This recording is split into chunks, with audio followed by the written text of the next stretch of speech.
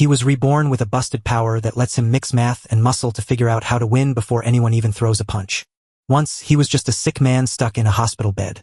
Now reborn as Lewis Carroll, a commoner with a perfect body, he steps into the elite academy, ready to shatter every single rule. While the nobles show off their magic and high status, he relies on solid science and fighting skills to utterly destroy anyone who dares to sleep on him. He doesn't just hold his ground against the Grand Masters. He hits them back with double the force. But the true secret is dark.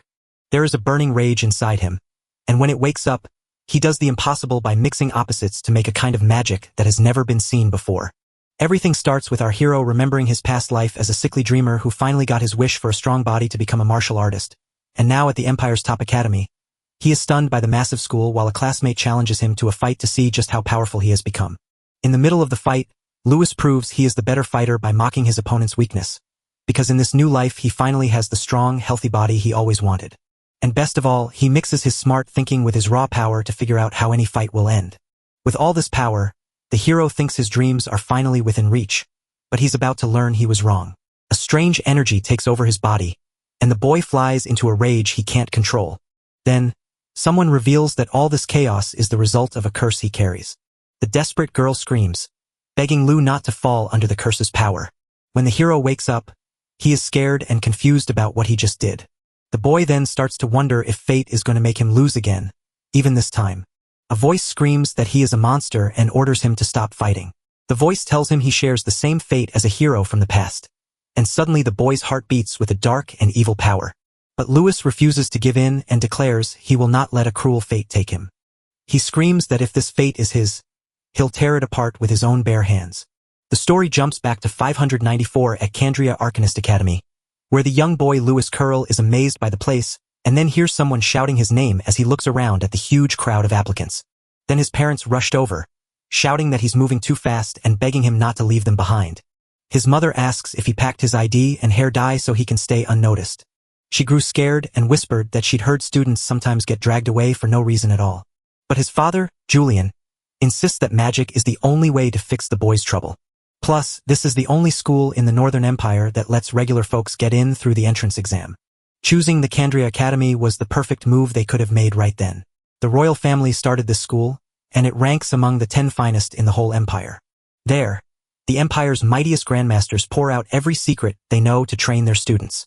In the last 10 years, many powerful non-noble guardians have come from this school, including most of its strongest warriors, so Julian is certain Louis will learn magic perfectly here, and the boy's mother, Lucille, agrees that he must become a grandmaster, even after Julian reveals his goal is to get strong enough to take over the church orphanage, a determination that leaves Lucille completely surprised. She feels terrible for not being able to fix him, but Julian gently tells her she's already doing so much. Louis then tells his mother that he's only alive because of her and that he is very grateful for everything. The protagonist then recalls his past life, a time when not even his parents ever liked him. No matter what happened, he never let go of his love for martial arts and kept training. After becoming a scholar whose work helped the fighting industry, a man stole his thesis and accused him of plagiarism because he believed a sick person didn't deserve glory, and in the end, even his parents abandoned him, leaving him to wish for a loving family on his deathbed. He finally gets the life he always dreamed of, and the story jumps back in time to show a young nun nervously thinking about taking in a child. Little Louis wakes up lost and confused when he should already be gone, making the worried woman fear he will cause harm. Yet she decides he is innocent and refuses to leave him, so she names him Louis Carroll. Now, with a family that adores him and a healthy body to enjoy, the protagonist is ready to live life to the fullest. Back in the present, a nobleman shoves his mother aside and shouts for the kimoner to move out of his way. Louis and Julian sprint over to catch Lucilla as she hits the ground after the man shoved her. The noble sneered at the boy's dream, claiming a commoner could never become a grandmaster, then spat in disgust that he just touched filth and hoped his luck held on. Hearing this, our hero's anger boils over and he leaps to strike down the nobles. Julian grabs his son's arm to stop him from doing something reckless, and while his father urges him to focus on the important exam and his mother reminds him of his promise to stay out of trouble, the boy eventually calms down at their request, apologizes with a touch on his mother's shoulder, and remains frustrated but comforted by her presence. As the nobles strut off calling the group trash and shouting about their registration numbers, the crowd suddenly surges forward to clear a path for a man they claim is Lord Kane. Then Kane Aranka, the proud head of the Oranov family, steps forward and leaves everyone breathless with his noble look. Kane glares at our hero with a smug look that only makes Louis feel more annoyed. The young man stares ahead with resolve and tells the nobles he will prove what he is made of. He turns to his mom and tells her he will pass the test no matter what. The boy says without a doubt that he will become a grandmaster and beat everyone else. He is driven to master magic so he can prove his strength to everyone who once made him feel small. In this new life, he will rise to become the strongest so he can protect the ones he loves. The boy gazes at his family's photo and promises to guard all the things he loves. His parents worry that only 30 spots are left for the 20,000 applicants. But Julia knows her stubborn son won't stop trying until he gets in. The dad tells the family that it's their job to back the boy up, no matter what he decides. As Louis reaches the exam site, he sees that all the other candidates are older than him, and then a man floats into the air to announce that the Academy's entrance exam is finally beginning. He steps forward and introduces himself as Aronian Smith, the Academy's director and the man in charge of running the entrance exam. The candidates are shocked to find the director and grandmaster personally handing out the test, especially since this world ranks martial and archi artists from apprentice up to 6 different levels. Grandmaster is the 3rd highest rank, and only the privileged few who hold it can claim that title. The director points to a staircase and declares the climb the first test, promising that those who succeed will join the upper ranks, but warns that only the 1,000 who grab a pass can move on. So when the passes run out, the exam ends and everyone else is left behind, which is why everyone sprints desperately the moment he shouts to begin. A few bold students claim the exam is super easy and then rush right at the older kids. But the upper man greets them with a sinister smile, welcomes the examinees, and a red explosion blasts from him. The power was so strong that it twisted everyone's sight for a split second, leaving the candidates stunned and confused about what just happened.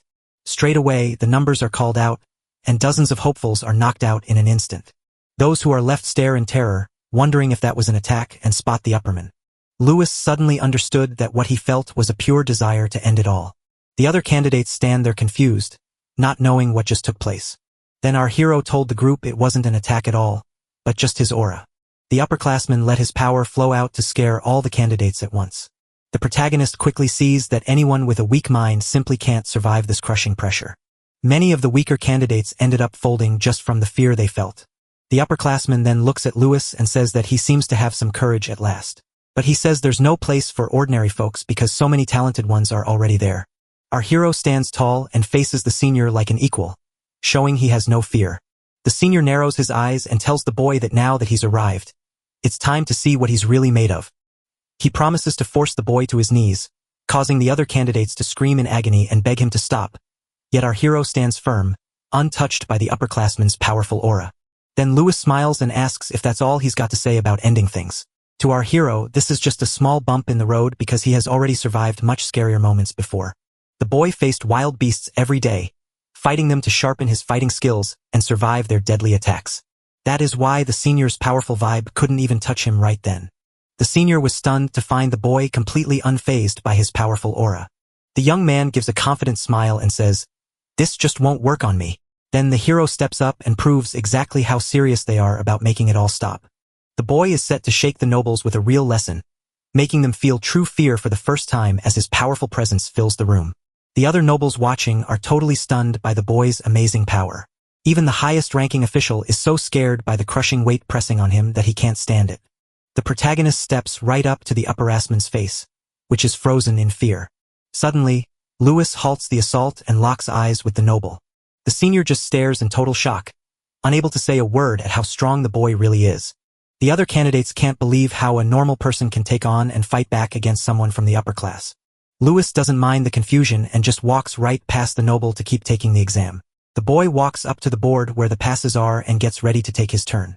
He stretches out to grab an admission ticket, but the guard isn't giving up and shouts angrily that he won't let this go. Furious, the noble charges at the hero with everything he has, and though the young man braces for a magical clash, he is stunned to find a commoner has blocked his blow with nothing but raw strength. Then the director steps in, stops the upperman, and declares that the boy has passed his first test. He scolds the noble, insisting that the academy treats every examinee exactly the same.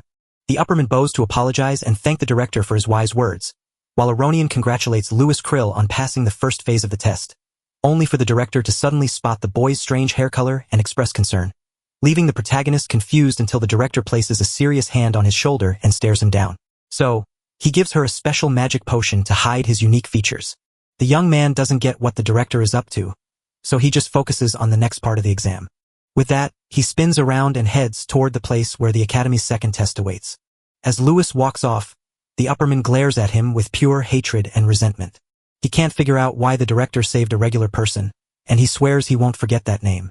When you reach the spot for the second test, a voice calls out that the exam starts soon, noting that out of the first 20,000 hopefuls, only 1,000 skilled nobles are left.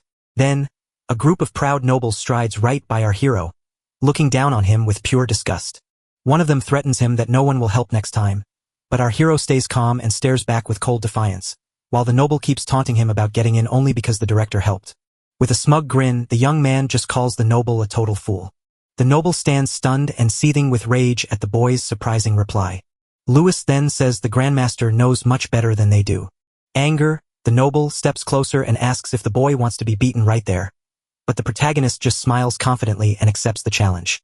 The noble, burning with fury, lunges at the boy with every ounce of his power. He screams that he'll wipe out the commoner and charges with a fist aimed right at Lewis's face, but our hero stays calm. He moves fast and aims a quick hit with his fingers to strike a weak spot. His strike lands squarely on the noble's fist, freezing it dead in the air. The noble freezes in terror, realizing his body won't move anymore after the young man strikes his vital point to shut down his power, sending him flying across the room in a single powerful blow while his friends watch. His friends scream in panic as they watch their buddy get beaten like that. The noble crashes to the ground with a thud that leaves everyone stunned, while the other candidates stare in shock, unable to believe the challenger's power. A friend dashes over to ask if he's all right, only for the noble to groan that the pain is terrible. The desperate boy screams that he can't feel his arm and is scared out of his mind. And then he realizes his right arm won't move the way it should. Fury boiling in his chest, he screams that you poisoned him and vows to drag you to the authorities. Our hero stepped in to correct him, explaining that it wasn't poison at all, but rather martial arts. The boy admits he held back when his mom asked, but he also has his limits, noting that only those ready to take a hit can throw one at others, until Kane suddenly grabs his arm and reminds him they are in the middle of an exam, asking if he's okay with getting disqualified because of the fight. The boy gazes at Kane for a heartbeat, weighing what happens next. As the other nobles scream for Kane to stay out of it and threaten the protagonist once more, Kane turns to them, demands they know who he is, and tells them to back off. Shaken by fear, the nobles put their fighting aside and get ready to go. The group spun around and walked off, leaving the trouble behind for now. Just before walking away, the noble sneers that common folk are trash and tells Lewis to make sure he never forgets that. The protagonist believes that every noble is the same, using their special status to do whatever they please. Kane walks up and tells him he's strong and brave for standing up to everyone else. The blonde noble grinned, reached out his hand, and asked if they'd join forces for the test. Suddenly, a group of girls shows up and asks if Lord Kane is looking for partners. Suddenly, a crowd rushes to surround him, with everyone pleading to join his team. Everyone agrees that working with him is a guaranteed disaster since he comes from the Orana family. Lewis just turns a blind eye to all the chaos, looking like he couldn't care less. Right then, a huge blue magic circle blooms in the arena center as the director floats up to celebrate everyone passing the willpower test. He smiles and announces that it's finally time to test their true power. Suddenly, glowing marks flash onto the chests of every confused candidate. Kane froze, shocked to find that the strange mark on his skin belonged to Earth. The blonde boy stood frozen, staring at the scene with wide eyes, as if he couldn't believe what was going on. His body suddenly grows heavy, and he nearly drops to the ground right along with the other candidates.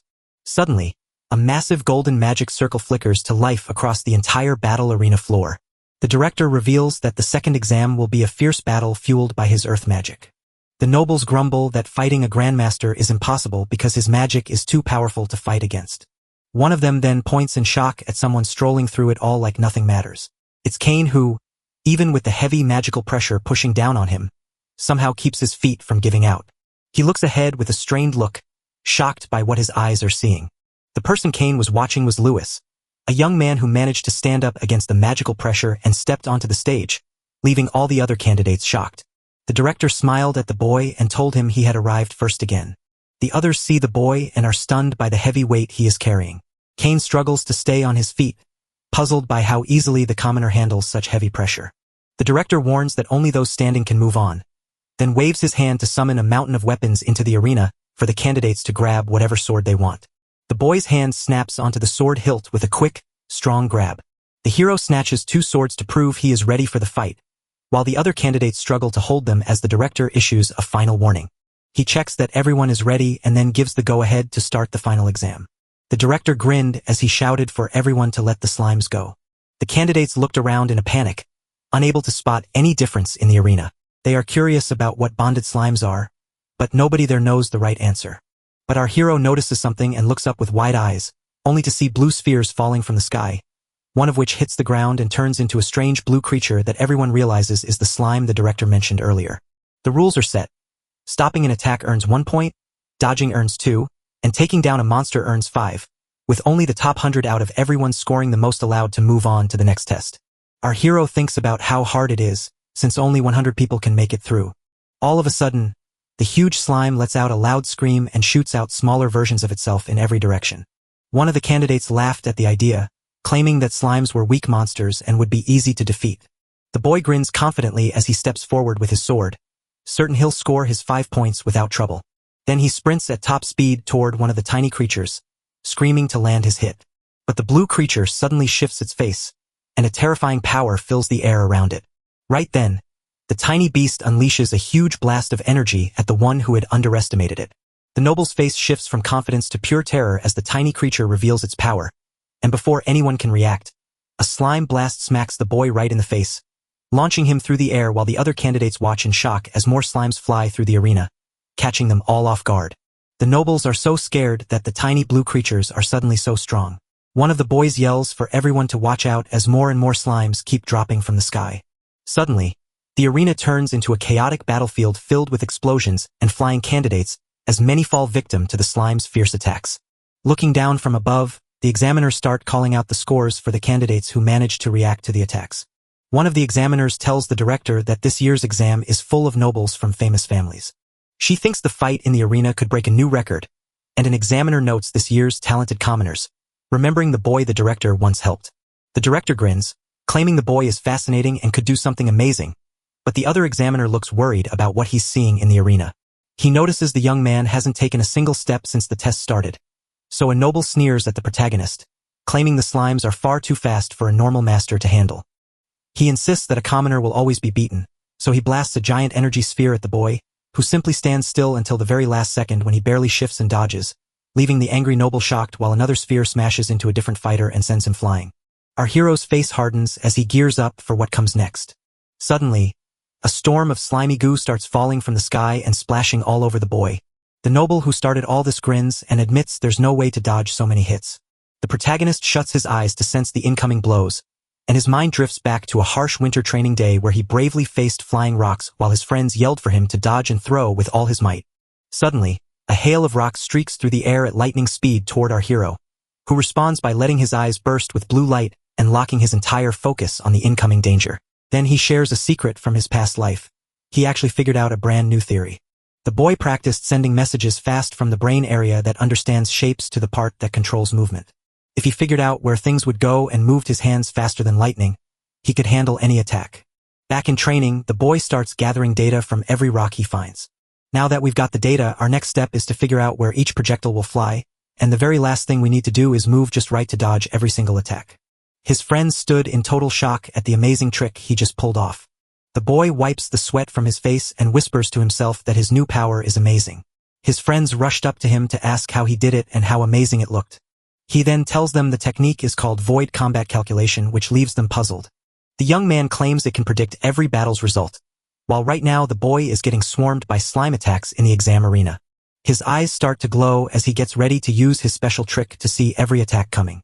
Formulas swirl around the slimes as he works everything out perfectly. They track every monster's path at a blinding speed. Right in the middle of it all, our hero steps forward to reveal his real strength. He notices the slimes are fast and strong but only move straight, so the boy quickly figures out their path to dodge every single one. Then, Lewis starts darting through the arena with amazing speed and perfect control. The young guy easily sidesteps every attack, calling it a piece of cake. By dodging 4 times, he's already scored 8 points and is getting ready for his next move. The protagonist tightens his grip on his sword and readies himself for a counterattack, declaring with a determined look that it is finally his turn to strike back at the monsters. The boy slashes through the air with his sword, using that cutting move to take down several slimes at the same time. Kane, who is watching from the sidelines, is totally stunned by how good the commoner really is. The examiners are so amazed by the boy's amazing ability that one even says his skill matches that of a seasoned fighter. Spotting this, Kane grins and knows he absolutely must team up with that kid. Suddenly, our hero feels a change in the air and sees a fresh attack heading straight for him. Then, he turns to find another slime charging at him with all its might. The boy readies himself for 5 more points, aims his sharp shot, and lunges forward to strike the monster dead center. But then someone jumps in and he gets mad, demanding to know who took his catch. Kane grinned and said the stolen item wasn't the protagonist's, but the blonde noble spun around, sliced the slime in half with one elegant sword strike, and finished the little creature. While the other candidates keep fighting hard against the blue monsters, Kane admits he stole their food from them, not from you. Kane introduces himself and asks our hero to steal points from everyone else, but the hero just stares back with a serious and suspicious look, not buying the offer at all. Kane then claims he only wants a top spot and challenges the two of them to a battle. With a smile that shows he's ready for trouble, he tells the boy to show just how strong he really is. The young man smiles with confidence and agrees to the noble's demand. With that, he tightens his grip on his sword and readies himself for the competition to begin. Lewis then suggests that the loser has to do whatever the winner says, which leaves Kane quite surprised. The two stand back to back, ready to finally start the big fight. The archers spot the two joining forces and see their chance to strike. Then the leader's face twisted into a scary grin, and he got ready to jump on the two of them. Out of nowhere, a blob of slime flew straight at them, leaving everyone totally shocked. He then yells at his friends to get ready and pulls back his bowstring. Suddenly, a ball of blue light zooms right at the two rivals. As our hero spots the attack, his eyes light up with his special power. He dashes forward to stand before Kane and block the strike, but several arrows still fly toward them and hit the protagonist, leaving Kane shocked to see Lewis using his own body as a shield. The archer beams with a proud grin, convinced he struck his mark, only to be met by a sneer from our hero who felt not a single thing. When the dust clears, the archer stands frozen, too shocked to move. It turns out Lewis grabbed the arrows with his bare hands without trouble, leaving the nobles terrified and wondering how a simple man could move so fast. Kane asks if the boy is okay, but the boy says those attacks were nothing. Enraged, the noble yells at his friends to shoot the Orina right here. The archer readies a dark double arrow attack that feels strangely evil. So Turo zooms toward the pair at a breakneck speed, with one of them having magic. The young noble fights back with all his might, but quickly realizes his opponent's blows are far too strong for him to handle. The arrow, wreathed in a dark glow, surges forward with amazing speed and strength. The blonde boy stands frozen in terror as he watches the magic arrow fly straight for him. Suddenly, a red streak of light shoots across the sky, showing that the attack struck its mark. Once again, Lewis stepped in front of the noble to catch the arrow with his bare hand, causing Kane to panic until the young man revealed they were aiming for him all along. So even though the examiners wanted to disqualify them, the director refused and ordered healing potions made while the protagonist in the arena called out Kane's name and urged him to move. Smiling, he grips his sword like a baseball bat and asks the noble if they know the game, then swings it to hit a slime toward the enemy archers while his special power calculates the perfect hit. His eyes blaze with blue power as he winds up to swing with every ounce of strength he has. Lewis swings his sword at the slime like he's using a baseball bat. The beast rockets across the arena at breakneck speed toward the group of enemy archers, who crane their necks in terror as they see the monster diving straight for them. The slime slams into the group's leader like a freight train, knocking him backward with a huge crash. His friends get caught in the blast and are blown right up into the stands with him. The noble hits the floor in total defeat, failing his entrance exam. Our hero celebrates his first point while Kane finds the commoner's game fascinating, but the other two archers are furious over their leader's defeat and shout in warning. One of them glanced around, puzzled by where the boy suddenly vanished. Kane pops up in the air to get the noble's attention, while our hero launches the second slime to score more points, but the blue monster smashes right into the second archer's face, sending him flying and out of the game, leaving the last noble shocked and panicked by what he's seeing. Then Lewis steps out from behind him with a grin, claiming his name is the very last one on the list. The boy threatens him, warning that the upperclassmen will never forgive him for this. But suddenly, Kane steps on the noble's foot, making him trip as if it were an accident. Kane smiles and tells the fallen noble to be more careful next time, then thanks him for his help and asks if the protagonist's hand is all right. As they shake hands, Lewis admits he's pretty good for an elite noble, but the blonde warns him not to compare himself to others and reveals he's from the powerful Aranka family, a clan of grandmasters, while Lewis wonders about the different types of nobles as they fight, just as another group of candidates gets angry at a commander stopping their match. They scream in anger, refusing to let the pair score any more points. With that, the two charge into battle, their bodies radiating power. While the nobles rush forward, screaming that Tamer must vanish from their world forever. In a flash, a crowd of hopeful spots Lord Cain and locks their eyes on him. So they chose to support the heir and rush in to charge at the lower nobles. Suddenly, the arena turns into a battlefield as Cain warns the boy to be careful while a girl and a little boy watch the fight and say things are getting interesting. She shouts at Miliana to make the nobles regret their actions, while Lewis realizes he's become a target and finding more points will be a real challenge. He turns to see slimes have suddenly shown up in the arena, so the little boy uses his staff to trip one candidate, while Mana hits the others with a powerful blast from her weapon, just as a redhead with a giant hammer bursts in, having already taken down several challengers himself. He grins and yells that this is amazing and so much fun. He claims that knocking down people is way more enjoyable than battling weak slimes. The raid head lets out a battle cry and spins his giant hammer with all his might in the arena, while the boy spins faster and faster, ready to unleash a powerful attack. With eyes that burned like fire, he roared for everyone to scatter and clear the path right now. He then blasts everyone with a huge wave of energy that knocks all the candidates flying. After the fight, the red-haired man stands tall with his hammer resting on his shoulder, looking like a total winner. With that, several candidates lie on the ground, completely beaten and no longer able to fight. One examiner suggests stopping, but the director insists their energy is still strong, while another instructor worries that disqualifying so many nobles in this one exam might cause problems. The director reminds everyone to ignore the crowd and follow the academy's rules before heading to the arena to call the second exam officially closed and promising that the scores and rankings will be shared soon. As the exam ends and the earth magic fades, one of the nobles collapses to the ground, completely drained. After the fight, the examiners hand out healing potions to the wounded candidates, and Lewis is amazed when he drinks one and feels its mysterious power. Then Cain walks up and asks what's bothering our protagonist, who is lost in thought. The noble tells him to take a breath and warns that winning the bet won't make him play any softer. The director declares the second exam results will be shown to everyone, and when he pulls up a giant magic scroll, Cain wonders what rank Lewis got, only for the nobles to laugh at our hero since the list stops at 6th place. The director shouts that the top 5 have shattered records, and Milana Royce is right there in 5th place. To everyone's surprise, the Hair Kano came in 4th place during the test. Coming in 3rd is Faye Duran, a red-headed girl who oozes confidence. Lewis then starts to wonder if he got kicked out for attacking those other nobles. Then the second spot is revealed, and Lewis Curel steps forward with a score of 887 points. Cain stares in shock and asks, "Who is that boy I've never seen before?" The blonde noble suddenly realizes he is the commoner they once knew, but the young man insists that this truth must stay a secret. Cain admits defeat and Lewis promises to reveal his wishes after the test, so the crowd braces to hear Neil Gunn announced as the winner with 888 points, while the redhead smiles and warns them not to disappoint the interesting people around him. The others stare in shock at the two enemies perched at the top, whispering that Neil is too powerful. Milana stares at Faye, who stands frozen with her huge spear in hand.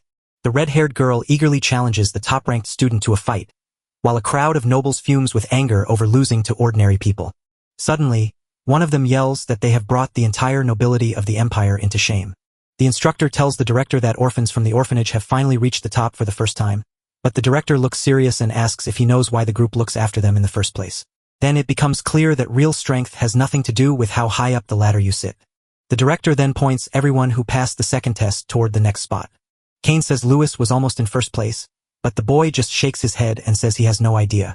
When they reach the forest, they find out the last test is waiting for them there. The director floats in the air and reveals that the final challenge is a race to find hidden emblems scattered across the forest by the upperclassmen. Everyone must gather as many emblems as they can before losing one means elimination, with only the top 10 survivors admitted. Cain orders the group to scatter and warns Lewis that the highest-ranked players are the targets, a twist the protagonist immediately realizes was set up by the smiling director who challenges him to prove his skills and survive until the very end. With admission hanging right on the edge, the boy is ready to fight for his spot no matter what it takes. Just then, someone stepped up behind him and sneered, mocking him as a commoner in a way that made him want to fight. It's one of the nobles he defeated before who has found him now to take revenge for past humiliation. But our hero just stares at the noble with a cold look, totally unfazed. The noble declares that Cain won't be there to guard him and that this time, no one will come to his rescue. Suddenly, the young man spots something odd, snaps his head around with wide eyes, and realizes he's surrounded by nobles ready to strike. The boy realizes the examiners must have purposely told everyone where he was. After the noble grows bored of talking, he lunges at Lewis with his big axe and yells for the commoner to take the blow, then charges with his spear to make sure Lewis can't run while the fight begins. Suddenly, Two more nobles charge in and hurl their spears straight at him. But even after he hits the ground, the boy scrambles back up just as he spots a fresh threat closing in. With a quick spin, the young man slashes the air with his sword to block the blow, leaving Lewis confused on the ground as he senses a strange power in that attack. The group's boss yells for him to quit, claiming the young man will die right there. But even while overpowered, our hero dodges every strike with amazing quickness. His blade hums with green light as he fights off the enemy. The hero knows the attacks are coming back, so he gears up for the next wave of strikes. As the fight gets tougher, the boy squeezes every bit of power he can into his sword. A noble shouts for him to take the hit and rushes forward to strike with a mighty blow. The weapon shifts into a wind arrow, and the noble wonders how a commoner can possibly fight magic. But Lewis dodges again, making the noble furious that he keeps escaping. The boy suddenly understood that he couldn't predict the wild, twisting paths of magic the way he could for normal attacks. He sets his jaw and realizes that if things go this way, he has to change his plan. Then he'll use his Sino-san trick to throw a counter-hit right before the enemy can strike. With his eyes glowing bright, the young man chooses to turn his enemy's power against them in the fight. Seeing them hesitate, the group leader yells for everyone to stop wasting time and attack right now. Suddenly, every noble rushes forward with weapons raised to attack our hero, but he just grins with confidence because he's already figured out how to defeat them all. With a confident smile, the young man declares the timing is perfect to launch his counterattack, while the noble with the axe celebrates, believing he has cornered the protagonist, only for the boy to dodge the heavy axe blow with a quick move, block it with his sword, and prepare to use the enemy's own strength against him. The noble is stunned to watch his own weapon fly away with such force that it strikes another attacker behind Lewis, while a scream of pain rises as a flying spear hits one of them right in the eye. From up in the tree, a noble sends a blast of green energy right at you. Suddenly, our hero is right behind him, catching the attacker off guard in a flash. The boy grabs the stranger to use him as a shield, and the magic arrow strikes him right in the chest, dealing terrible harm. The noble crashes to the ground, defeated and seething with rage, while the young man grabs a spear and steps up to keep the fight going. Holding his new spear, the boy launches it with insane force at an enemy, causing it to smash into a tree and blast a noble far away. Then he speeds up to easily wipe out the rest, catches their flying emblems in the air, and tells them he'll take them as his prize for the fight. Just then, a powerful noble jumps in and yells to stop hesitating and blast them with all your magic. To everyone's surprise, Kane suddenly shows up and asks if the noble was talking to him, leaving Luisis stunned by what she sees. Kane sighs that the noble can't use magic in the exam, and the shocked man wonders why Kane is here instead of his friends holding him back, only for Kane to reveal he overheard their plan and that they underestimated the Aranka family, causing the enraged noble to vow to kill them both before a crossbow bolt suddenly kills him right in the chest. Kane admits they were only lowly nobles and hands the emblems over to our hero. He offers help, but Lewis refuses and insists on solving things himself, until a girl claps and claims she finally recognizes him, prompting the raid leader to step forward with a serious look and challenge him to a fight. Kane then reveals that she is Fedurahin, the mighty daughter of one of the Empire's grandmasters. The young man asks if she's his friend, but the noble shakes his head and says she isn't. He admits he fought her before but let his guard down, which is why Lewis says he lost the fight. The girl gets annoyed. Kane suggests ignoring her to grab more emblems. She calls them cowards for running away. Lewis accepts the challenge to see how a great family fights, and the redhead smiles, saying she'll fight without any magic. As Faye leaps forward to unleash her crushing holy spear, our hero's eyes flash blue just in time to block the deadly strike with a swift move, leaving Faye smiling in surprise at his amazing skill. Our hero praises her skill and holds his weapon tight while Faye instantly whips her spear around with amazing speed. While the hero drops his spear to avoid getting cut, the redhead shouts for them to keep fighting and leaps into the air with a powerful new attack that blasts a massive explosion on the ground, which the boy just barely dodges, drawing the attention of two nearby examiners who comment on her genius-level power and wonder how long the commoner boy can survive. Suddenly, the director floats in to ask who will win, then says he likes the boy but can't beat Faye, leaving everyone confused. With a serious look, he explains that a battle is a clash of body and will between fighters. In the dusty arena after the explosion, the boy calmly calculates the paths of Faye's furious, swift holy spear attack and readies himself for her relentless advance. The girl gets mad because he blocks every hit, but then the hero finally finds a way to strike back. The girl's weak left hand becomes a problem for the young man, who uses his sword to block the raider's surprise attack, while Lewis calmly slips the girl's spear aside with his hand, only to jump behind her and land easily when she angrily tries to push him. Harris insists that even the young master couldn't dodge her strikes, but our hero argues it's easy if you watch closely, and when Fias gets annoyed and leaps with her glowing spear, The boy quickly analyzes her deadly overhead attack to realize it has serious flaws alongside its powerful reach. As the warrior whips her spear around faster and faster, our hero points out that she is weak when fighting right up close. His eyes flash with lightning as he says that if he times it just right, he can get close to her, so he decides to counterattack with his sword dance technique. But the girl sees right through his plan and grins, letting him know exactly what he's up to. She yells that it won't work on her, leaps into a quick counterattack, and uses a swift footwork spin to launch her next move. Next, the warrior twirls her spear around her body with incredible speed. She was absolutely stunned by the raw power and amazing skill in her fighting style. The reed head roars that her family's holy spear has no flaws and orders Lewis to brace himself. With that, the tornado of spears storms toward the boy, who gets ready to defend himself as the examiners cheer her talent, only for him to reject their praise and charge forward with his own sword move to block the attack. The boy points out that the spear's second flaw is that it drains the user's energy very fast. If he keeps defending with perfect timing, a crack in the enemy's defense will soon show up. She kept hitting him without realizing he was waiting for just the right moment to strike back. Suddenly, the young man's eyes glow with energy as he spots his chance, shouts, and leaps into the air to smash his sword down on the girl's head, only to find that the blade snaps in half and falls uselessly to the ground right before her. Lewis stands frozen, shocked by what just happened and feeling like the unluckiest fighter in the ring. Faye looked just as shocked as anyone when the fight ended in a way no one expected. She praises him, saying that if the sword hadn't snapped, he would have found a way to fight back. The boy nods and sighs, muttering that his luck must be terrible for such a thing to happen. The girl wonders if he held back, and he replies that watching before fighting is just his habit. Lewis smiles and says he's finally ready to fight her seriously, even though the redhead points out his weapon is gone, and he seems to not care at all. With a flick of his hand, the young man reveals his true skill by dropping into a fighting stance and showing that he is far more at home with his fists than anything else. Faye watches the white-haired boy closely, seeing no weak spots in his stance as he waits quietly for his next move. Suddenly, she spots an opening and screams that now is the moment to strike with everything she's got. The girl surges forward with powerful speed, charging right at him. The examiners are confused by his move, but the director says his attack broke through their defenses, while the red-haired warrior shouts that the fight isn't over and keeps charging, throwing her broken spear tip like a missile to hit him from afar before declaring that if one trick fails, she'll try another, and landing to use the rest of her spear for a wide-area blast. Luis looks up, shocked by his opponent's new plan just as the final battle begins. Then the redhead splits into several copies and they all rush forward to attack together.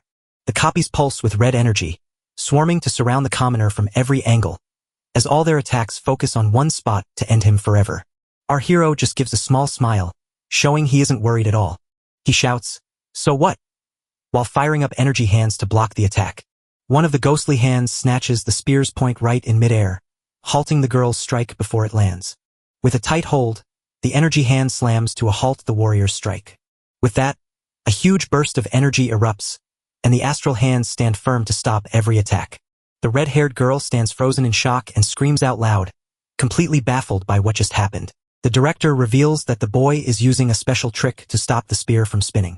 He claims he's never seen anything like it and says it's mind-blowing that a regular person could stop the Duran technique. With eyes burning like fire, Lewis thrusts his energy hands to shove the girl aside, then unleashes a powerful shockwave that hurls Harris backward with a mighty force. Faye jams her spear into the ground to halt, kicking up a massive cloud of dust from the impact. The girl is so fed up with this mess that she yells in frustration, shocked that she got so easily beaten. She stands up and asks about the strange move he used in the fight, and our hero explains that it's a martial arts parry designed to cancel out the force of a blow. The raid leader stands there, completely baffled by the explanation and knowing absolutely nothing about the technique. Lewis then tells her to just think of it as a technique and moves in for the final attack. The Harris can't even blink before the boy zips past, leaving him wide-eyed with shock. The hero sprints toward the girl with amazing speed to stop the fight.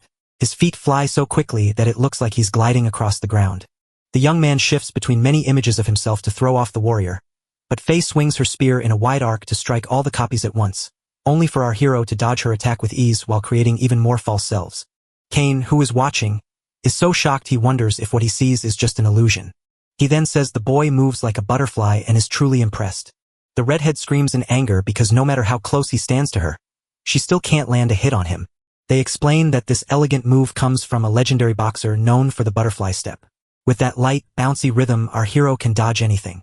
The boy declares this technique perfect for the moment and steps forward for his final strike.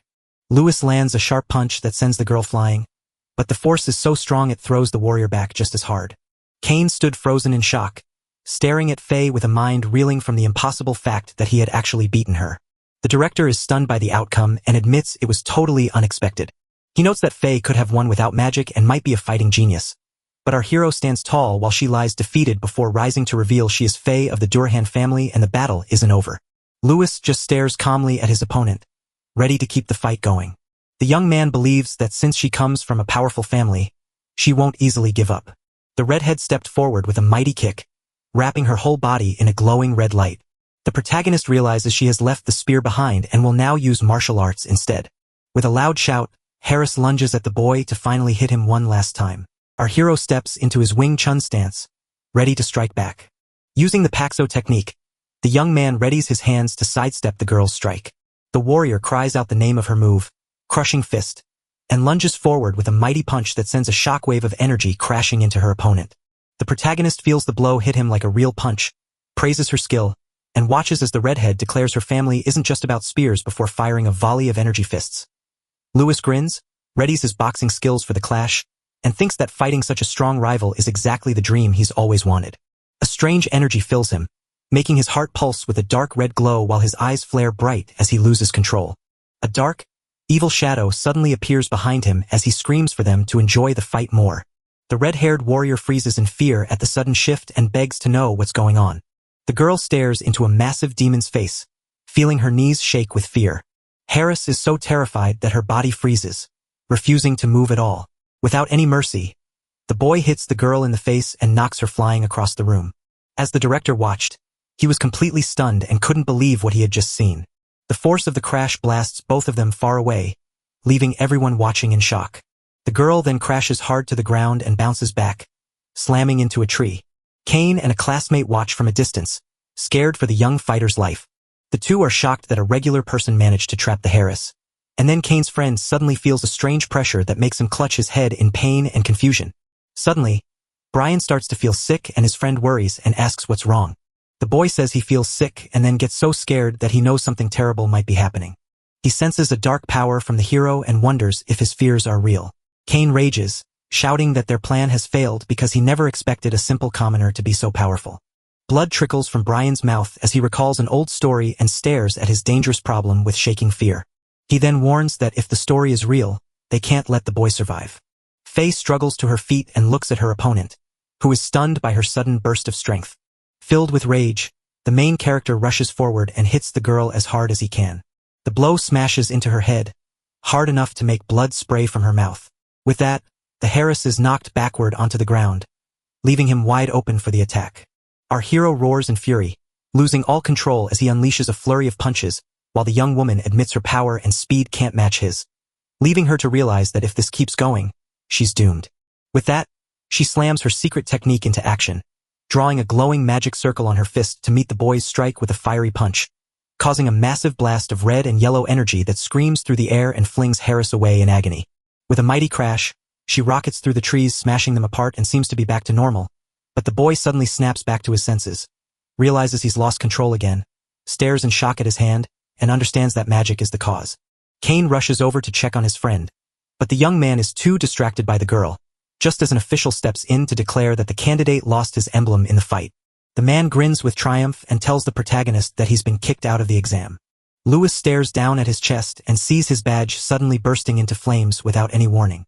Then the tiny flame quickly eats the whole emblem, turning it into ash in a split second.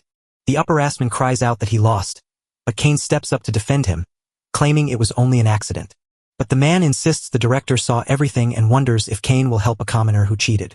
With that, the examiner grabs him and screams that the trash like him should vanish forever. Just as he's about to move, a voice yells, "Wait!" and a red-haired girl stumbles forward, badly hurt but still on her feet. Kane and the upperman stand frozen in shock, staring at the young woman who still breathes. The protagonist is stunned and just stares at the girl, speechless. Harrison steps up to ask if the boy is safe, leaving the man furious and ready to disqualify the young woman for defending a commoner, until she shouts at him to be quiet and reveals that she knows his emblem was burned. Faye says sorry to Lewis, leaving Kane stunned, but the boy insists he's the one who's in the wrong. She declares him the winner and challenges him to a rematch once they both join the academy. The examiner laughed and asked how you could pass with just 4 emblems. The red-haired girl then tears a piece of her clothes with her magic symbols and hands it to the boy. After that, she reached out her hand and said, "Take this. It is your prize for beating me."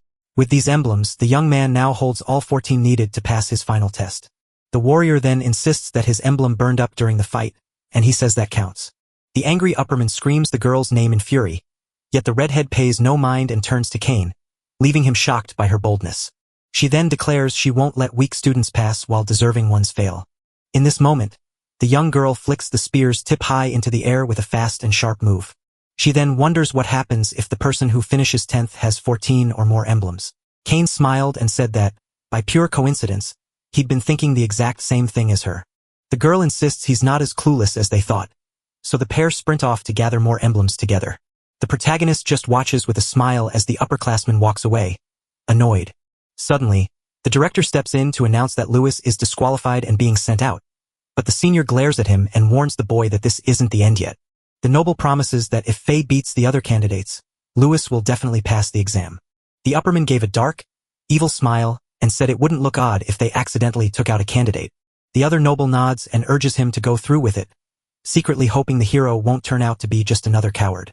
The dark being then recalls that scary feeling and speaks out about Lewis's real secret. The director insists that while martial arts are powerful, they simply cannot stand up to magic on their own.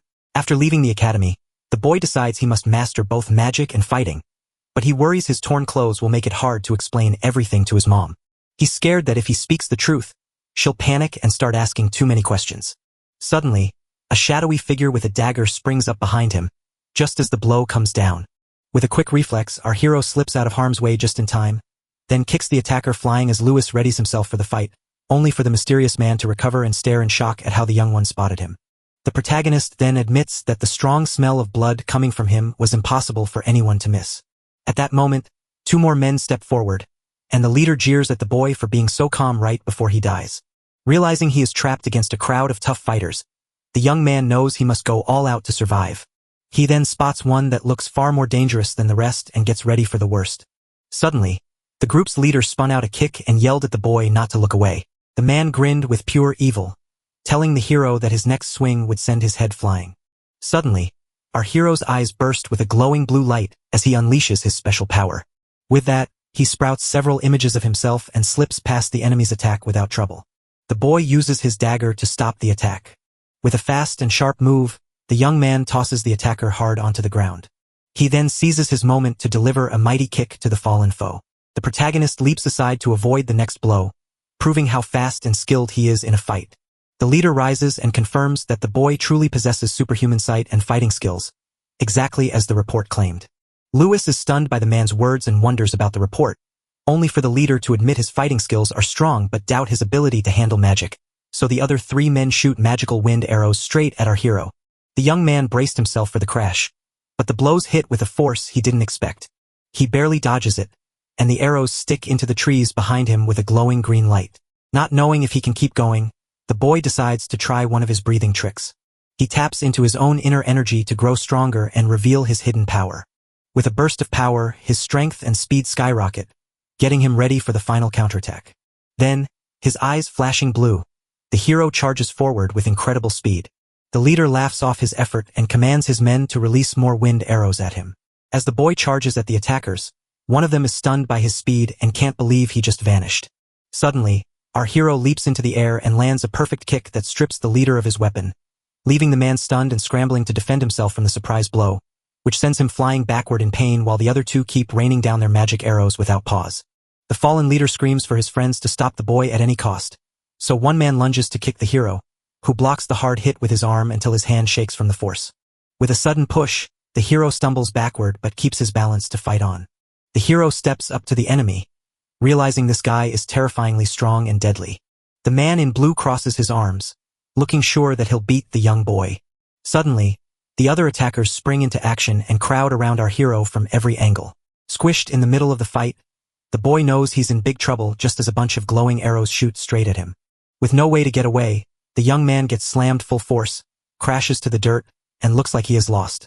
One of the men cheered in victory, declaring that they had finally taken the boy down for good.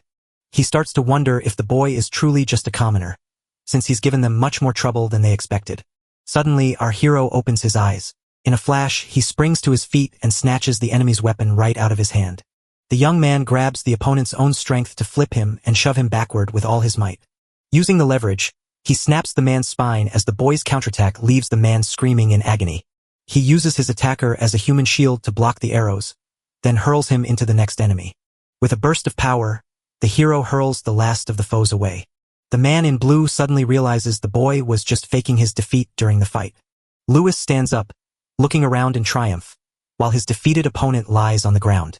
The man in blue clapped his hands, telling the young man that his skill was truly impressive. The boy asks if he doesn't care about his men, and the hero replies that he only cares about trash before tossing the weapon at the last enemy, earning praise from the man in blue for being smart. The man admits that if he weren't bound by his orders, he'd be happy to take the young man as his disciple. He steps forward with his weapon and says he really wishes the boy could become his apprentice. The weapon plunges down with dark energy and full force, but our hero blocks the blow right in time. The attack hits so hard that it blasts our boy right into the forest. With that, the hero is knocked into the air, coughing up blood from the heavy hit, while the leader watches him drop and readies himself for the next strike without even pausing. He wields a giant hammer and tells the young man that while his skill is impressive, it won't hold up against a better fighter. His eyes burn with purple power as he tells the boy he's nowhere near matching him. Even though he's outmatched, our hero stands his ground with a determined look on his face. With that, the magic hammer slams down and sends a huge explosion rippling through the battlefield. Then the enemy jumps in to end the battle, and the other fighter answers with a series of quick strikes. As the dust settles, the leader looks down into the crater, wondering how the boy could be so strong. To his surprise, he finds the young man standing in the middle of the crater and wonders if he is still alive. But even with his injuries, Lewis gets up and declares that he won't be done for in that place, no way. The enemy calls it a pity, but our hero's life ends right there. He readies his deadliest blow and declares that no goddess can save him now. The young man looks up just in time to see the attack coming. With that, the man swings his heavenly hammer down with all its power to end the fight. The boy screams out that he can't be taken out right now. He wants to learn magic so he can keep his precious family safe. With his eyes burning red, he made up his mind to change his fate, no matter what price it would cost. Suddenly, a burst of red power shoots from his fist as the boy yells that he will survive, and his fiery energy crashes into the strange attacker's dark hammer. The attacker stands frozen in shock, staring at the strange and mighty power that just hit him. Suddenly, a massive burst of energy erupts, wiping out everything near the two fighters. The blast grows stronger until a huge fireball erupts right in the heart of the dark woods. Once the dust clears, our hero hits the floor, coughing and badly hurt from the blow. The man in blue looks puzzled as his hammer begins to smoke from the clash of powers. He then admits that for the first time, it looks like he's finally fighting someone who can keep up with him. With that, the attacker finally realizes why that person is hunting our hero. The man, filled with fury, lifts his hammer and screams at the monster to finally leave for good. Suddenly, a voice screams to stop, just as a swirling wall of energy crashes into him with all its power. The force of the attack sends the man in blue flying through the air, spinning wildly as he tumbles away. The tornado begins to chase the man, and when the attacker turns to face the sudden surge of power, he gets hit straight on and screams in pain. Lying on the ground, our hero watches the scene and wonders what's going on. Out of nowhere, a figure steps into view, and our hero freezes in shock as he realizes it's the Academy's director, who then praises him for holding back his anger and hands him a magic potion. With that, the boy grabs the flask and gulps down every drop to fix his wounds. In the same breath, the blue attacker hits the floor hard. Enraged, the director demands to know who gave the order to attack one of his Academy students. The man then calls him Grandmaster and warns him that protecting the monster isn't so easy. Aronian stares angrily at the man, who just grins and warns that this is only the start, before his body suddenly blows apart, splattering blood across the dark woods. The director wonders if the attack was done on purpose or if the Assassin's Guild is behind it all. Lewis stood up, amazed by the powerful healing potion he had just drunk. A green energy wraps around him, mending his broken bones and leaving him whole. The boy then asks if the director was just passing by chance. The young man looks serious as he asks the Grandmaster why he is always saving him from everything. Aronian says he'll talk about this at the protagonist's house, leaving him completely confused. Suddenly, the boy feels desperate when he sees how late it is and knows his mom is worried. With that, he sprints away at full speed, yelling that this is a terrible thing for him. Next, the director calls Kylie over and orders a dark creature to handle the mess. The creature zooms toward the crater just as Aronian walks away from the fight. In the town of Mantia, a man shouts at the protagonist's mother right in front of the windmill. The attacker claims she is making fun of the Lord, but she says she was only waiting for her children to get here. Then another man grabs her wrist with a scary look, saying she needs a punishment. But before he could move, our hero stepped in and landed a solid punch right on his face. Lewis unleashes a mighty kick that slams the man onto the ground, leaving him screaming in pain from the blow. The boy's mother gasps in shock when he finally walks through the door, having just returned from his exam. The woman stands frozen in shock, her hands flying to her mouth as she stares at the scene in disbelief. The young man sprints over to check on her and asks if she's okay, only for her to gently touch his face and see how torn his clothes are and how many bruises he has. The boy gently calms her, reassures her he's okay, and explains that he only got slightly hurt during the academy exam. The bully jumps up in a rage, yelling that the boy always breaks the rules and starts every fight. The man then threatens him, vowing to report him to the Lord and summon a certain George. Suddenly, the director floats in and says it must all be a mistake. After landing, Aronian introduces himself as the academy's director, leaving everyone stunned. The enemies are scared because if he is flying, he must be a grandmaster.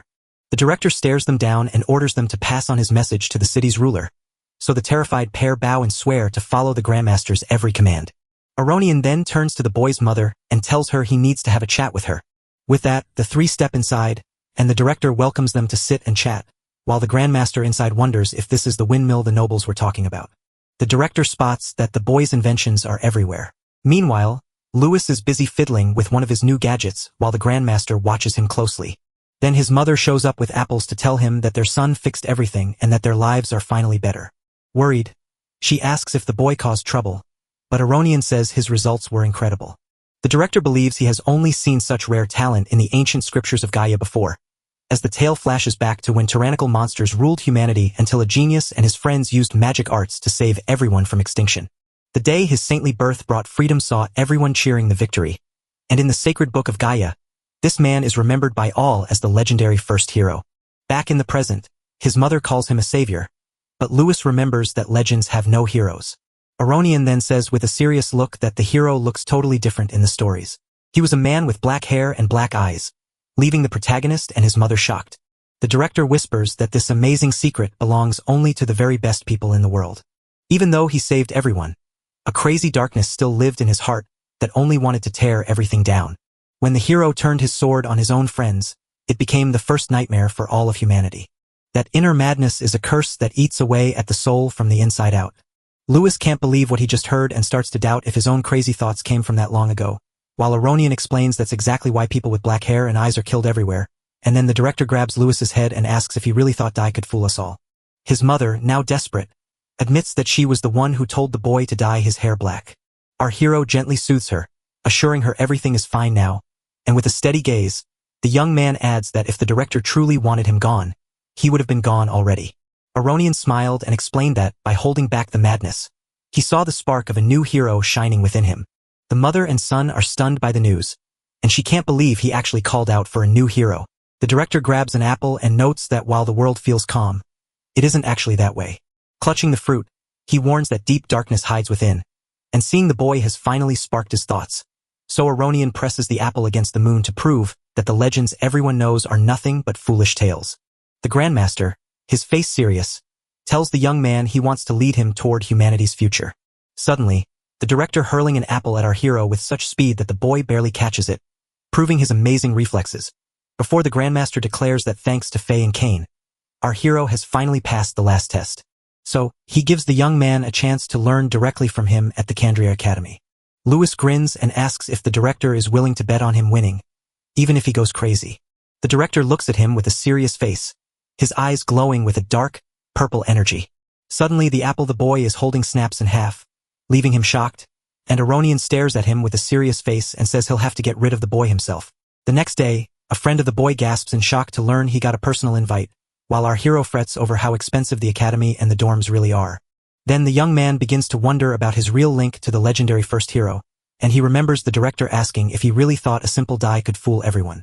He then remembers the Grandmaster's threat and starts to wonder just how much he can really trust those words. The young man wonders why his mother knew everything, and Aronian replies that she would only be a burden if she didn't. The boy shouts angrily that his mother is no burden and glares at him with a furious look. The director warns that if his true identity is found out, his family will be in serious trouble too. Aronian then flies off, urging the young man to get stronger because the real tests have only just begun. The protagonist stared ahead with a hard, set look and decided he had to get much stronger, no matter the cost. Suddenly, the orphanage kids rush toward him, screaming his name with pure joy, and a little girl named Lana leaps into his arms for a warm hug that leaves him smiling. The little girl cries and begs him to stay, terrified that saying goodbye now means he'll be gone forever. The boy hugs her and says he'll return for the holidays, since that is where he truly belongs, while she makes a pinky promise and he assures her he will never break it.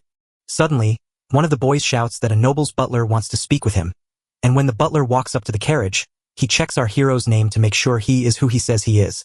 He steps forward, introduces himself as the butler to the Orana family, and presents an invitation from their young master, Kane. The boy opens the invitation and wonders if the noble wants to strengthen their friendship before school begins. With that, he accepts the invitation and the butler leads him over to the fancy carriage waiting for him. Then the scene shifts to the city of Harzen, deep in the northern part of the Kandria Empire. The butler tells us that the Aranka family is so important that the whole city has grown wealthy because of them. As he arrived, the young man was absolutely stunned by how huge the noble family's mansion really was. Then Kane bursts onto the scene, sprinting toward the protagonist with a huge grin on his face. He hugs the boy and tells him he heard about the big scene he caused at the academy's final exam. The noble admits he only made it because of Faye and him, and promises to forget their bet. But the hare tells a different story, proving they skipped the exam so he could train before class starts. Our hero realizes he just wants to learn more about the academy and the magic he wields. Suddenly, a woman's voice echoed from the top of the stairs, asking about the noise below. A noblewoman in a purple dress watched them with a serious, cold look on her face. The young blonde tried to present the boy as his friend to the woman who had just arrived, but she screamed at him to be quiet, her noble face twisted in pure anger. The Oranga's family stood frozen in shock and terror at the sight of the woman. She then scolds him, asking since when has just anyone been allowed into the family's mansion. She says a man like that is nothing but trash and isn't worthy of being her son's friend. She tells Kane to follow his father's orders and train hard so he can become a great sage someday. The noble lady looks at the hero and asks why he is trying to get close to her son. She then presents a golden ring and explains that with it, he can spend his whole life in peace. She looked down on him with pure disdain and flung the ring right at his feet. Angry, the noble lady screams at the boy to grab the ring and run away from the mansion forever. With pure anger, the hare screams at his mother, demanding to know why she is doing all of this. Feeling ashamed, the blonde noble turns away and apologizes to his new friend.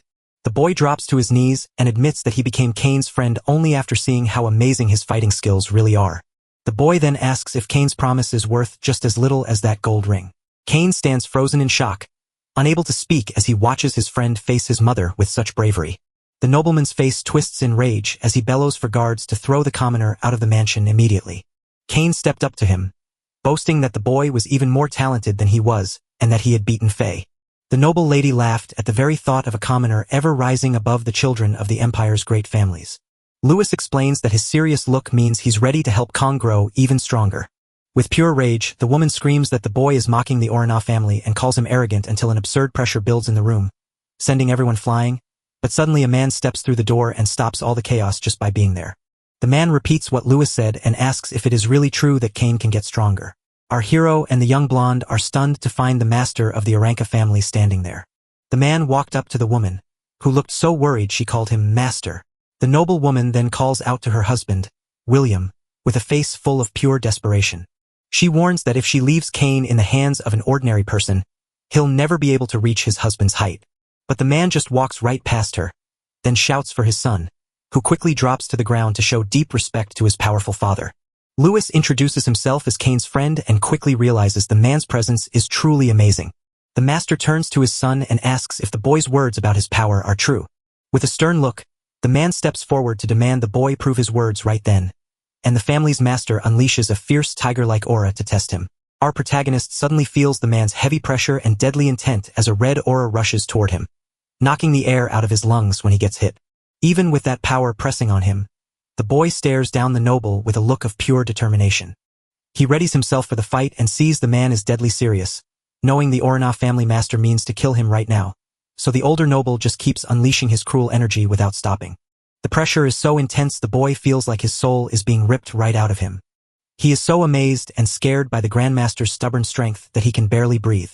But the young man says that, as expected of a Grandmaster, that power was truly incredible. Then our hero turns into a fiery dragon to fight the tiger.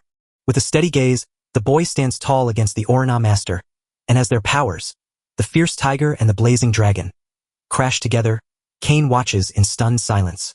Lewis drops to the floor and falls on his knees. Kane sprints over to his friend to check if he's okay, and the boy nods that he's fine. William calls out to the boy by name and asks why he is chasing so much power. With a look of pure determination, the young man says he will do anything to keep his family safe from harm. The head of the Aranka family falls quiet for a moment, lost in thought as he considers the answer. He then looks at his son and tells him that his own strength is fading, urging him to learn lessons from the common people. Kane's mother is so shocked she asks her husband what he's thinking, but he just gives her a cold glare and asks if she has any say in the matter. The frightened noblewoman stops talking while her embarrassed son watches everything unfold. Kane then calls Lewis to the training ground so they can start fighting. As he arrives, the hare apologizes for his parents' earlier actions, but the protagonist waves it off, saying his dad just went a bit too far. The young blonde girl explains that since his father has fair hair, Lewis is the better choice, and with a smile, the boy realizes the master was only testing him to help his own son. Kane is totally confused by the word love and can't seem to grasp what his friend is trying to say. Then his hare recalls that since childhood, he hardly left home, spending every moment eating, sleeping, and training just to get stronger. His father wanted him to grow up to be a wise teacher, just like his grandfather used to be. He swung his sword over and over, not knowing why, just to earn his father's praise. To the young noble, that house felt like a prison where he could not even breathe without asking for permission. Even though everyone praised him, his fame and talent felt like heavy chains that pulled him down tighter and tighter. His hare speaks up, saying that the more they lock him up, the more he craves to see the world beyond, dreaming of singing like a free bard and living as his own master, soaring across the land like an unburdened bird. Yet sadly he knows this is a place where only strength rules, so with a serious face, he just listens as his new noble friends pour out their hearts. Kane then says he doesn't seek strength, but swinging his sword is the only way he knows how to move. To break the chains holding him, he decides to follow his father's footsteps to the academy, where the young blonde boy shouts that all he truly wants is permission to live his life freely. The noble gave Louise a determined smile and said he was counting on her to help him. Our hero takes up the challenge and gets ready to train with his new friend. With that, the two finally start training together on the Aranka family's battlefield. From afar, the family boss calls out to his servant to ask what he found out. The man tells the boy he is no ordinary kid because he uses fighting moves that nobody has ever seen. He shattered every record and beat Faye even when she cast her magic spells. The servant adds that Aronian, who once fought off assassins to save him, is now protecting him. William glowered, claiming the boy was a real troublemaker, and the servant immediately asked why he'd let such a rascal get close to the young master. The older noble warns that such people draw trouble but says that facing hard times is what makes us stronger. Meanwhile, on the battlefield, Lewis sidesteps Kane's flying foot, proving he is the better fighter. Then William starts to believe that maybe that boy could actually make his son stronger. With that, the hare screams for the boy to take his technique and blasts a powerful wind attack. Our hero grins and tells him to go ahead, because he's ready for the fight. The father finally admits that his son has a better talent for spotting people than he does. The noble unleashed his wind rush spell and thundered forward with every ounce of his strength. The boy's blue eyes glow as he reads Kane's attack to guess his next move, leaving Kane stunned when he sees the fist coming his way. With a swift move, the young man blocks the noble's sword with his bare hand and notes that while magic speed is great, Kane's attacks are too straight, prompting Kane to smile and admit he now sees why even the fake couldn't win the exam, leaving our hero wondering if he has something on his face as Kane stares at him strangely. Then the hare asks him if he's ever felt his fighting style change. He feels lost because the powerful secrets his father and grandfather learned to get strong are his own hidden arts. Then our hero tells us that the noble has another way to go. The young blonde boy is stunned to think he might not follow the same path as his father and grandfather. With that, the boy grabs a sword from the pile to show what he means, then shouts for Kane and asks if the young noble really doesn't want to surprise his own father. From a distance, the head of the Aranka family and an elder noble watch with great curiosity as the two boys leap into the air for a new training drill, where William teaches that true martial arts speed isn't just about moving fast, but reacting instantly, a skill that perfectly suits Kane's natural swiftness and wind magic. Lewis insists that because piercing is so hard, Even his grandfather's mastery counts for nothing, and that his father hit the grandmaster limit exactly because of that tough barrier. The boy says he must change his fighting style to truly unlock his special gift. With a confident smile, the young man asks if the noble is ready to switch things up. Cain warns him to stop comparing himself to other nobles, promising that he'll do whatever it takes to finally find his freedom. Lewis praises the answer and explains that the secret to fighting is to keep moving and pull back when it is needed.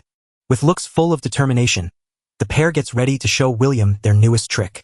Cain shouts as his wind magic boosts their speed, and the pair rush forward with all their might, leaving the master and his servant in awe of the blur they create. The servant shouts out in worry for his master, who just watches everything with a calm face.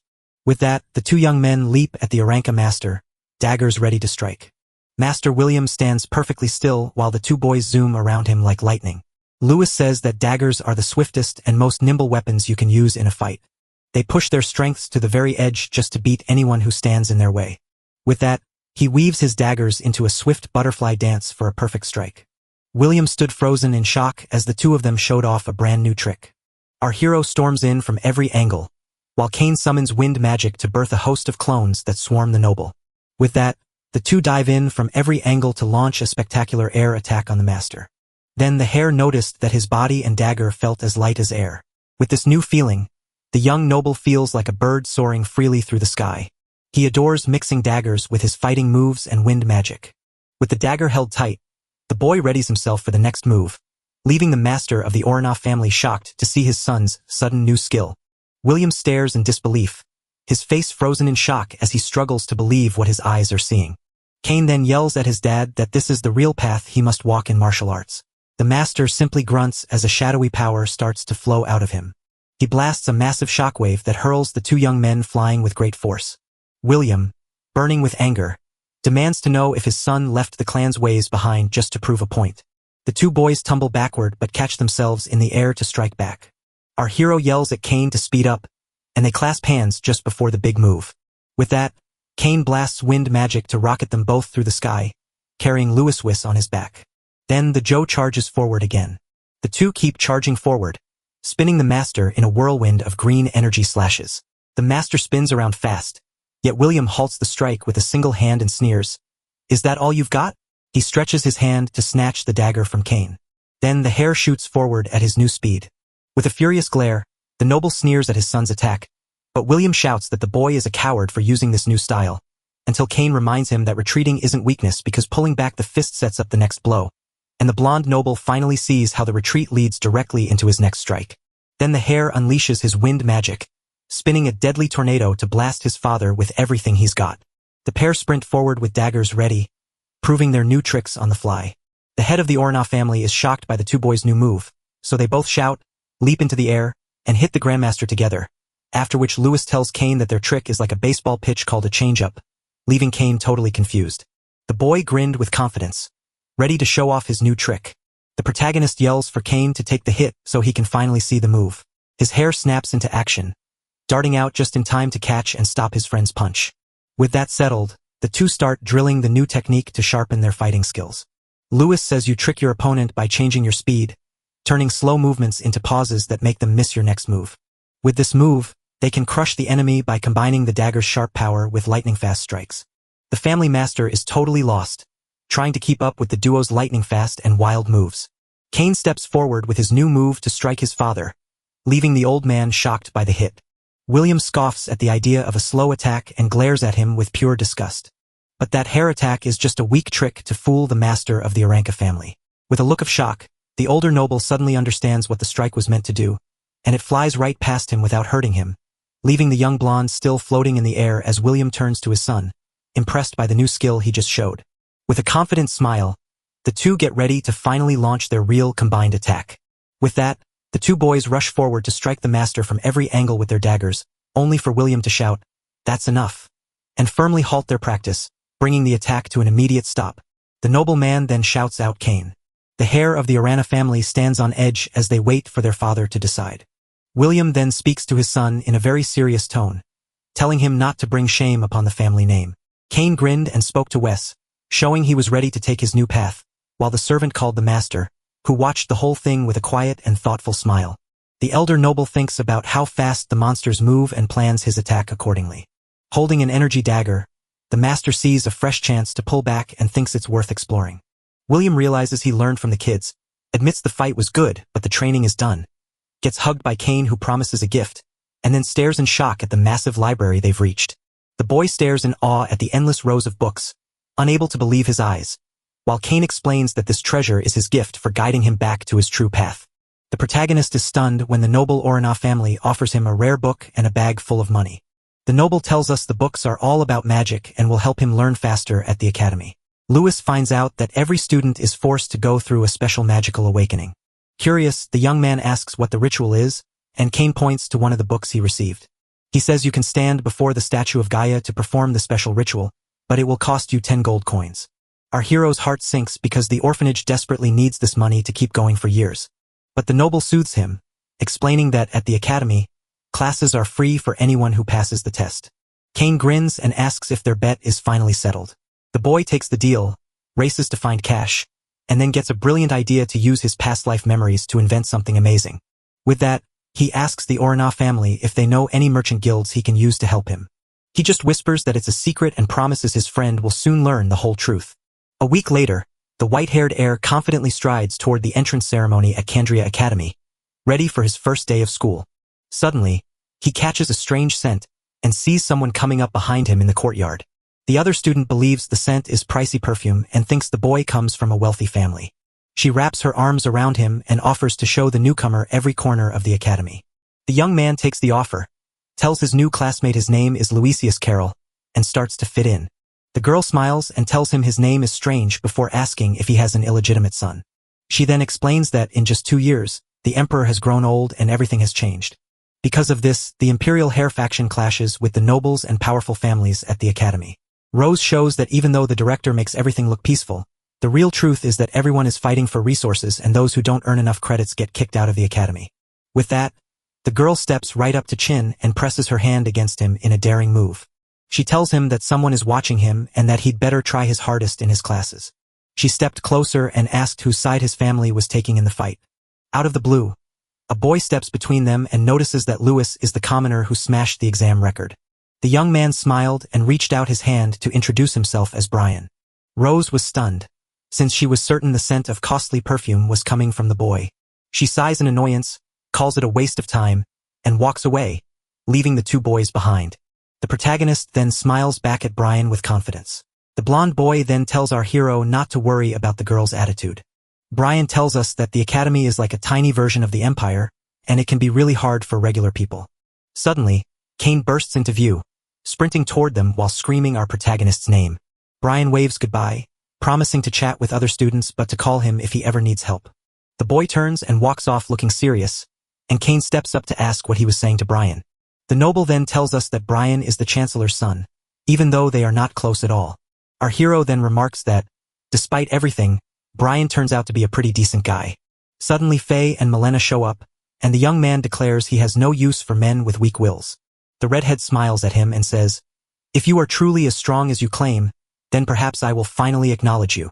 The boy thanked her for her help on the exam, but the warrior said he passed all on his own strength. With a fist still raised in the air, Harris declares that next time, she will win their fight for sure.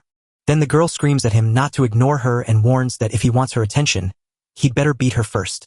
With that, Miliana tugs her friend aside and insists they must finish signing up right away.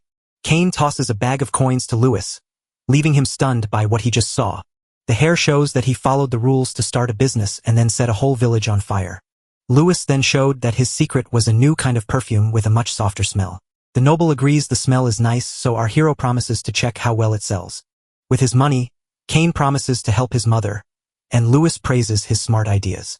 The hair whispers to keep the plan secret, and our hero agrees.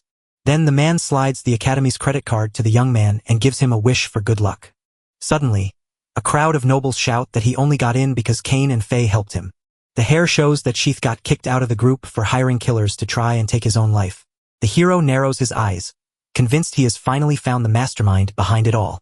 Kane warns him that Sheath has an older brother, so he must stay close to stay safe. From a distance, Sheath's brother stares at the pair with eyes burning with pure hate and deep anger.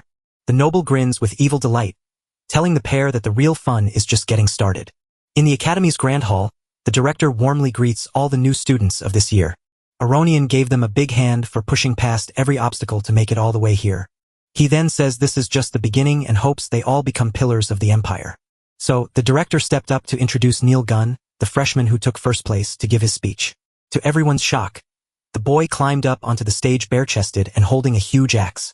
The other students stare in shock, wondering what that Kimin is thinking. Even director Ronan is so fed up with how the boy acts on stage. With a loud shout, Neil silences the fools, demanding they listen as he declares his goal is to scare them until they are all peeing themselves. The nobles are so angry at the announcement that they call him an uneducated savage brute. But the redhead yells for them to be quiet, calling them weaklings who only know how to talk trash. The director feels so discouraged that just imagining having to teach that boy makes his stomach ache. Suddenly, Neil raises his weapon and shouts that his main target is right in the middle of us. With that, he flings his massive axe with every ounce of strength he has toward the group of students. The weapon crashes down with such force that it tears a massive hole right through the hall floor. The axe then stops embedded in the floor right in front of one of the students.